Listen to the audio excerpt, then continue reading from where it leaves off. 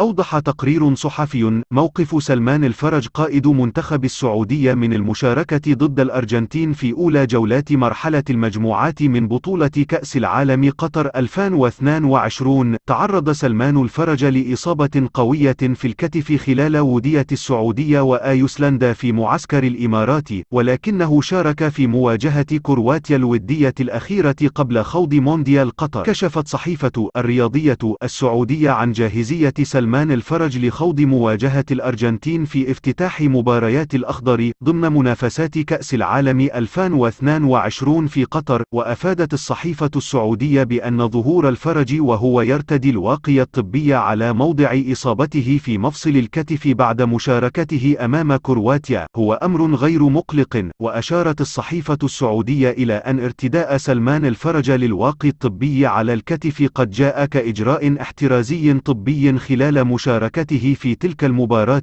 ويشارك المنتخب السعودي في بطولة كأس العالم للمرة السادسة في تاريخه، حيث يتواجد ضمن المجموعة الثالثة إلى جانب منتخبات بولندا والمكسيك والأرجنتين. ويخوض منتخب السعودية أولى مبارياته في مونديال قطر ضد الأرجنتين على استاد لوسيل يوم الثلاثاء المقبل 22 من نوفمبر في تمام الساعة 1 ظهرا بتوقيت المملكة. ويلعب المنتخب السعودي مباراتيه التاليتين أمام بولندا والمكسيك يومي 26 و 30 من نوفمبر الجاري على الترتيب، حيث تقام الجولة الثانية على استاد المدينة التعليمية والثالثة على ملعب لوسيل. في نهاية الفيديو لا تنسوا دعمنا من خلال الاشتراك في القناة ووضع لايك للفيديو.